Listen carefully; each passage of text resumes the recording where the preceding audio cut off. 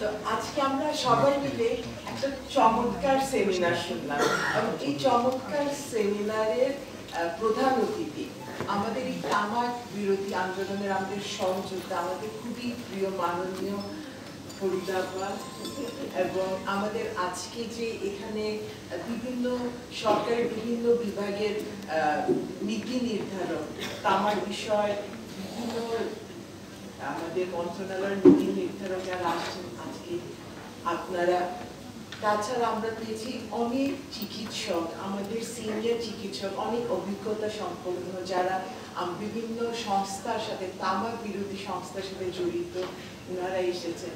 এবং সবচেয়ে বেশি ইম্পর্টেন্ট আজকে তোমরা আমাদের ভবিষ্যৎ প্রজন্ম, তাই না? তোমরা কিন্তু আমাদের ভবিষ্যৎ, এই বাংলাদেশের ভবিষ্যৎ, এই বাংলাদেশের আমরা একটা সুস্থ জাতি হব নাকি আমরা একটা অসুস্থ তামাক খেয়ে খেয়ে অসুস্থ বিভিন্ন কারণে অসুস্থ জাতিতে পরিণত, সেই সিদ্ধান্ত কিন্তু আলটিমেটলি তোমাদের কাছে থাকবে। এবং আমার প্রিয় সেবিকাবৃন্দ যারা মানে আমরা তো ডাক্তাররা অ্যাকচুয়ালি অল্প সময়ের জন্য রোগীর কাছে যায়, বা যারা ঘন্টার পর ঘন্টা নিবেদিতভাবে আমাদের রোগীদের কাছে থাকে, সেই সেবিকাবৃন্দ সবাই আজকে আমরা কিন্তু এখানে একসাথে থেকে অনেক কিছুই শুনলাম, অনেক কিছুই শিখলাম, তাই না? এবং প্রত্যেক জিনিস আজকে আমরা অনেক কিন্তু অনেক ইম্পর্টেন্ট নীতি সরকারের, যে এই সরকারের চিন্তা ভাবনা তামাক সম্পর্কে সেটা আমরা জানতে পারলাম, তাই না? এবং আমি আসলে আমাদের বর্তমান সরকারকে ধন্যবাদ জানাচ্ছি যে ওনারা এত বড় একটা সিদ্ধান্ত নিয়েছেন যে ওনারা ই সিগারেটের আমদানি বন্ধ করেছে। এটা কিন্তু একটা অনেক বড় পদক্ষেপ নিয়েছেন। সাথে আমরা আরো অনেক যে চমৎকার সিদ্ধান্ত ওনারা নিয়েছেন সেগুলো শুনলাম। বাট নীতি তো নীতি, ওইটা তো ওইটাকে বাস্তবায়ন করবে কে? বাস্তবায়ন করবো আমরা সাধারণ জনগণরা। আমাদেরই ফার্স্ট শিখতে হবে যে তামাক না, আমরা খাবো না, তাই না?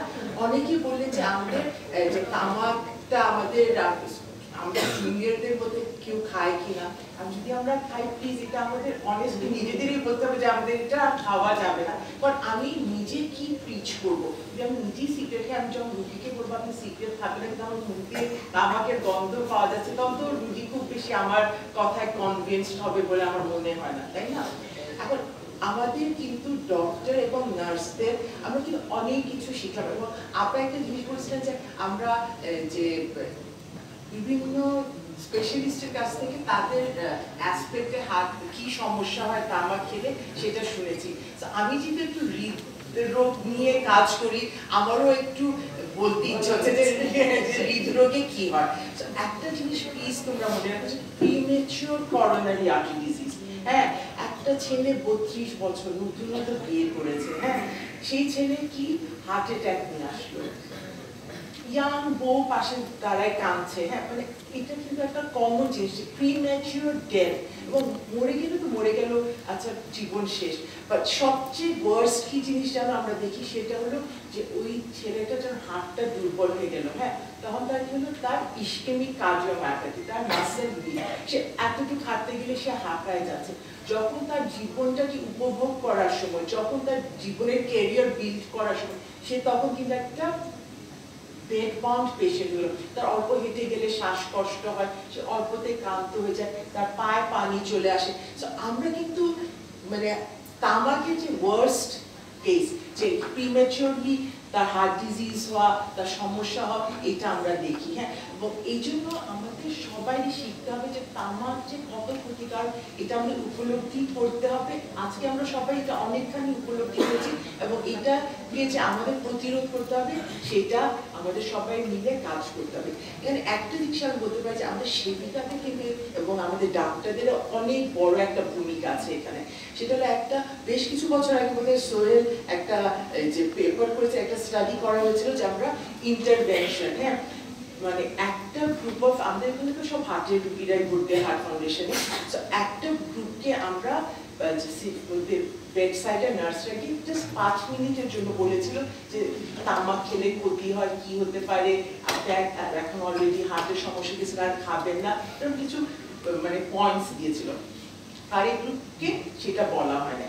পরবর্তীতে আমরা বেশ কয়েক মাস পরে আবার সেই পেশেন্টদের ইভ্যালুয়েট করলাম, এবং ইভ্যালুয়েট করে আমরা দেখলাম যে যাদের 5 মিনিটস, এই যে একজন নার্সকে 5 মিনিটস ইন্টারভিন করে একটা উপদেশ দিয়েছিল, তাদের অনেক অংশই তামাক ছেড়ে দিয়েছে। হ্যাঁ, এবং তাদের রিয়েলাইজেশন হয়েছে।